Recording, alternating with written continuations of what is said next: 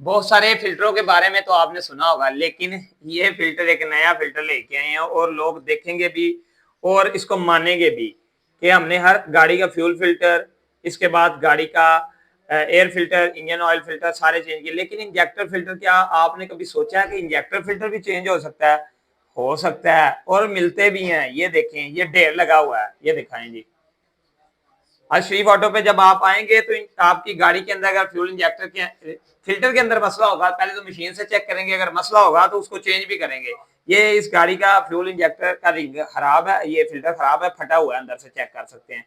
गाड़ी की fuel average बहुत ज्यादा खराब थी और गाड़ी जो है पेट्रोल काफी ज्यादा जाया कर रही थी, तो इसके अंदर अभी ये नया फिल्टर अभी हम डाल रहे हैं। अगर आपकी गाड़ी के अंदर एवरेज का मसला है तो मशीन पे लगवा के आप चेक करवाएं पहले, फिर इसका फिल्टर अगर खराब है तो फिल्टर चेंज करवाएं। अभी हमने इसके अंदर न्यू फिल्टर ये लगा दिया है। जब ये न्यू फिल्टर लगा दिया, लगाने के बाद अभी इसके अंदर काफी ज्यादा पिक के अंदर इंप्रूवनेस आएगी। और आपको तो पता है अगर फिल्टर गंदे हो या फटे हो तो फिर अक्सर गाड़ियों के नुकसान होते हैं, तो इससे फ्यूल इंजेक्टर खराब नहीं होगा। शरीफ ऑटो पे, अल्लाह हाफिज।